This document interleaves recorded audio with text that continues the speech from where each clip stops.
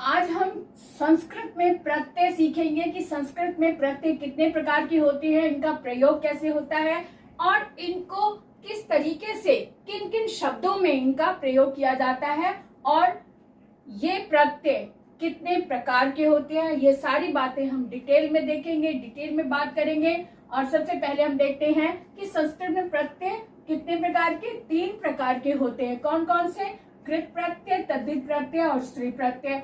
कृत प्रत्यय जैसा कि शब्द से ही पता चल रहा है, क्री का मतलब होता है क्रिया, क्रिया यानी धातु। संस्कृत में क्रिया को धातु बोलते हैं, तो इसका मतलब है कि जब धातु क्रिया या धातु में जब कोई प्रत्यय लग जाता है तब उसमें जो परिवर्तन आ जाता है, तब ऐसे प्रत्ययों को हम कृत प्रत्यय बोलते हैं। कृत प्रत्यय का मतलब है, सिंपल शब्दों में हम कहें कि जो प्रत्यय क्रिया में लगकर परिवर्तन ले आते हैं उन्हें हम कृत प्रत्यय या कृदंत प्रत्यय कहते हैं। और वास्तव में ऐसे शब्द जब क्रिया में जब परिवर्तन होता है प्रत्यय लगकर, तब ऐसे शब्द संज्ञा या विशेषण बन जाते हैं। दूसरा है तद्धित प्रत्यय। तद्धित प्रत्यय जो है वो संज्ञा से विशेषण, यानी संज्ञा में लगकर या तो विशेषण बन जाता है या फिर विशेषण में प्रत्यय लगकर उसे संज्ञा में परिवर्तित कर जाता है, या फिर प्रत्यय लगकर कोई शब्द अव्यय बन जाता है। ऐसे शब्दों को, ऐसे प्रत्ययों को जो प्रत्यय संज्ञा से विशेषण बनाने में प्रयोग में लाए जाते हैं या विशेषण से संज्ञा बनाने के प्रयोग में लाए जाते हैं, या फिर अव्यय बन जाता है जिन प्रत्ययों को लगाकर, ऐसे प्रत्ययों को तद्धित प्रत्यय बोलते हैं। आगे देखिए स्त्री प्रत्यय क्या होता है। स्त्री प्रत्यय शब्द से ही पता चल रहा है कि स्त्रीलिंग बनना, यानी कि पुल्लिंग वाले शब्दों में जब कोई प्रत्यय लगकर स्त्रीलिंग वो शब्द बन जाता है, तब ऐसे प्रत्ययों को हम स्त्री प्रत्यय कहते हैं। यानी पुल्लिंग वाले शब्दों में जब ऐसा प्रत्यय लग जाए, लगने के बाद वो स्त्रीलिंग शब्द बन जाए, तो ऐसे प्रत्ययों को हम स्त्री प्रत्यय कहते हैं। तो इस तरह से इनके भेद भी अब हम देखेंगे। कृत प्रत्यय के 4 भेद होते हैं। कौन कौन से प्रत्यय इसके अंतर्गत आते हैं, इसके बारे में अब हम विस्तार से बात करेंगे। आप देखते रहिए, बिना स्किप किए पूरा वीडियो देखेंगे तभी पूरी बात समझ में आती है।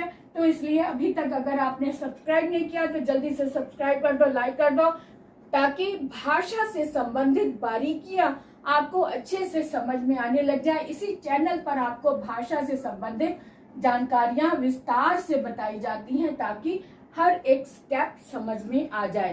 तो आगे भी देखते हैं कृत प्रत्यय के भेद क्या हैं। कृत प्रत्यय के 4 भेद होते हैं। कौन कौन से? भूतकालिक कृत प्रत्यय, और भूतकालिक के अंतर्गत आते हैं 2 भेद, त्वक प्रत्यय और त्वतु प्रत्यय।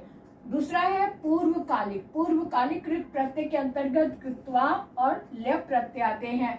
प्रयोजन वाचक कृत प्रत्यय के अंतर्गत तुमन प्रत्यय आता है। अनुज्ञावाचक कृत प्रत्यय के अंतर्गत तव्यत और अनियत प्रत्यय आता है। अब इनका प्रयोग किस तरह से होता है, इन प्रत्ययों को जब शब्दों में लगाते हैं तब इनका क्या अर्थ हो जाता है, ये अब हम बात डिटेल में करेंगे। क्योंकि जब प्रत्यय लग जाता है तो शब्द के अर्थ में भी परिवर्तन आ जाता है। तो वो देखते हैं कि किस तरह से परिवर्तन आता है और कौन सा प्रत्यय किस प्रकार लगता है। अब ये मैंने कृत प्रत्यय के यहाँ पर प्रत्यय लिख दिए हैं। उनके भेद के अंतर्गत जो भी मैंने बताए थे कि कौन कौन से प्रत्यय हैं, उनके भी आगे प्रत्यय हैं, उनके बारे में बताएंगे। कृत्वा प्रत्यय और लेप प्रत्यय में ये उदाहरण मैंने कुछ लिख दिए हैं, एक डिटेल में नहीं है, कुछ कुछ उदाहरण बताए हैं ताकि 1-2 उदाहरण से ही हमें पता चले कि हमें लिखना क्या है और प्रत्यय का कितना भाग इसमें लगता है। प्रत्यय का उदाहरण इस तरह से है, जब कृत्वा प्रत्यय लगता है तो सिर्फ त्वा का हट जाता है और सिर्फ त्वा शेष रह जाता है। तो क्री में त्वा प्रत्यय लगाया, कृत्वा शब्द बना। इसी तरह से अनु, अब जब ल्यप प्रत्यय जब लगता है तो ल्यप प्रत्यय में सिर्फ ये शेष रह जाता है, ल भी कट जाता है और पा भी कट जाता है और इसमें ही त कट जाता है, तो सिर्फ शेष रह जाता है य। तो यहाँ पे जब इतना सा फर्क होता है कि कृत्वा प्रत्यय और ल्यप प्रत्यय दोनों ही जब लग जाते हैं तब इनका अर्थ हो जाता है करके। कार्य करके। लेकिन ल्यप प्रत्यय वहां लगता है जहां पर उपसर्ग लगा हो, वहां पर ल्यप प्रत्यय लगता है, लेकिन अर्थ उसका भी करके ही आता है। और कृत्वा प्रत्यय वहां लगता है जहां पर उपसर्ग नहीं लगा हो। और ल्यप प्रत्यय अगर ये लास्ट में य लगा है तो इसका मतलब ल्यप प्रत्यय लगा है। और इसमें सिर्फ पहचान ये है कि यहाँ पर उपसर्ग का प्रयोग होता है। अब आगे देखो, तुमुन प्रत्यय में तुम रह जाता है शेष, ये ऊ की मात्रा भी हट जाती है और ना भी हट जाता है और रह जाता है तुम। तो क्री में तुमन लगा तो करतुम, गम में तुमन लगा तो गंतुम, इस तरह से बना। अब आगे देखो, तव्यत और अनियर। तव्यत और अनियर में जब ये लगा तो यहाँ पे तव्यत का मैं बता रही हूँ पहले। तव्यत प्रत्यय जब लगा, क्री में तव्यत प्रत्यय लगा तो कर्तव्य। यहाँ पर जब तव्यत प्रत्यय लगता है तब उसमें पुल्लिंग, स्त्रीलिंग और नपुंसकलिंग तीनों रूप चलते हैं। तो तीनों का ही एक एक उदाहरण मैंने यहाँ लगा दिया है। तव्यत प्रत्यय जब लगा तो उसका पुल्लिंग रूप हो गया कर्तव्य, जब स्त्रीलिंग बना तो उसमें आ की मात्रा कर्तव्या, और नपुंसकलिंग बना तो कर्तव्य, लास्ट में म अनुस्वार वाला या फिर हल वाला लग गया। अब यहाँ पे त का मैंने उदाहरण यहाँ पे पेश किया है। यहाँ पर भी पुल्लिंग, स्त्रीलिंग और नपुंसकलिंग के रूप चलते हैं। जब त प्रत्यय लगा क्री धातु में तो कृतः बना। जब क्री धातु में त प्रत्यय लगा स्त्रीलिंग रूप बना कृता। आ की मात्रा संस्कृत में लास्ट में आ की मात्रा जब लगती है तो वो स्त्रीलिंग रूप बनता है, और जब यहाँ विसर्ग लगता है अंत में तो वो पुल्लिंग रूप होता है। और जहाँ पर अंत में म हल वाला लगता है या फिर अनुस्वार लगता है अंत में, तब वो नपुंसकलिंग होता है। तो ये ही पहचान करते हुए हम यहाँ देखते हैं कर्तव्य, कर्तव्या, कर्तव्यम, कृतः, कृता, कृतम। अब यहाँ अनियर का उदाहरण मैंने यहाँ दिया है। अनियर में क्री में अनियर लगा तो करणीय, करणीया और करणीयम। यहाँ पर भी पुल्लिंग, स्त्रीलिंग और नपुंसकलिंग। अब तवतु में भी क्री धातु में हमने तवतु लगाया तो कृतवान पुल्लिंग रूप, कृतवती स्त्रीलिंग रूप और कृतवत ये नपुंसक रूप लगा।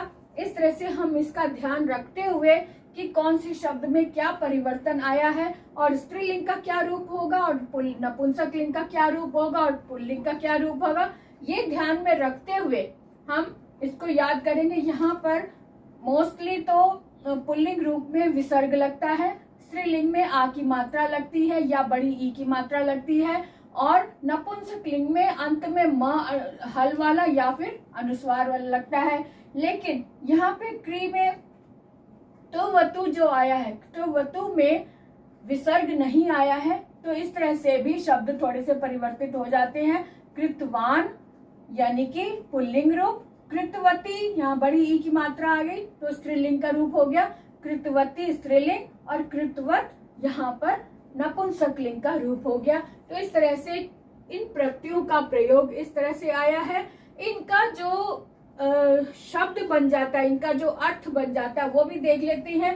तुमन जहाँ लगता है वहां पे के लिए आ जाता है अर्थ, गंतुम जैसे जाने के लिए। जहाँ तव्यत प्रत्यय लग जाता है उसके अर्थ में चाहिए अर्थ आ जाता है। कर्तव्य करना चाहिए, यानी कि तीनों लिंगों में ये चाहिए अर्थ को प्रकट कर रहे हैं, क्योंकि यहाँ पे तव्यत प्रत्यय लग गया। ऊपर अब देखते हैं अनियर। अनियर में अगर जब अनियर लग जाता है कि अर्थ में आ जाता है कि योग्य, करने योग्य, कि कार्य करने योग्य, है ना। और जब वतु लग जाता है तो इसका अर्थ हो जाता है हो चुका, कृतवान कार्य हो चुका, तो हो गया या फिर हो चुका, इस तरह से अर्थ बन जाता है। यानी भूतकाल का अर्थ इसमें लग जाता है, कार्य हो गया। अब इस तरह से इसके अर्थ को हम समझ लेते हैं। कृत प्रत्यय जब लगता है, यहाँ पर त प्रत्यय जो लगा है, ये जब प्रत्यय लग जाता है तो इसका अर्थ हो जाता है, यहाँ पर भी भूतकाल का ही अर्थ बनता है। लेकिन जिस तरह से हम इंग्लिश में पास्ट इंडेफिनिट टेंस का यूज करते हैं, जैसे गिरा, गया, आया, उस तरह से इसका अर्थ हो जाता है कृत, किया, प्रत्यय लग गया तो उसके शब्द का अर्थ हो जाता है कार्य किया। या जैसे गम लगा है तो गया, आया, हो गया, इस तरह से शब्द का अर्थ आ जाता है, किया कार्य का हो जाता है। तो इस तरह से इसके अर्थ को हम समझकर इसका प्रयोग करेंगे। अब डिटेल में नेक्स्ट वीडियो में मैं डिटेल में हर एक प्रत्यय के बहुत सारे कम से कम 10-10 उदाहरण लेकर आऊंगी, तब और भी अच्छे से समझ में आ जाएगा। और आज हमने सिर्फ इतना समझा है कि प्रत्ययों का प्रयोग किस तरह से होता है और प्रत्यय जब लग जाते हैं तो इनका अर्थ किस तरह से परिवर्तित हो जाता है। आज हमने यह सीखा है, तो आज आप इसको ध्यान से सीखे, देखे, बार बार से सीखे, क्योंकि जब हम खुद अपने हाथ से पेन कॉपी में लिख कर जब इसका अभ्यास करने लगते हैं तब ठीक से समझ में आता है। और आप भी बार बार मैं यही कहती हूँ, जब तक आप अपने हाथ से लिख कर इनका प्रयोग नहीं करेंगे तब तक हम इसे अच्छे से नहीं समझ पाएंगे। इसलिए मैंने आपको इसका तरीका बताया है, इसको आप खुद मनन करें, इसका अभ्यास करें और फिर मुझे बताएं कि अगर बीच में अभ्यास करते समय अगर आप कहीं अटकते हैं तो कमेंट बॉक्स में लिखकर मुझसे जरूर पूछें, मैं आपको जरूर बताऊंगी, आपकी दुविधा जरूर दूर होगी। तो आज के लिए इतना ही, फिर मिलेंगे नेक्स्ट वीडियो में डिटेल के साथ और बहुत सारे उदाहरणों के साथ। तो आज के लिए बाय बाय।